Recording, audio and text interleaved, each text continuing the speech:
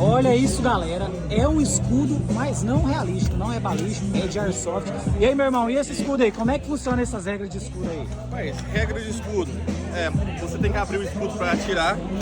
Você pode jogar só de pistola, não pode jogar de AR, tem que ser de pistola. E é isso. Não é um escudo balístico, apenas para airsoft. Airsoft.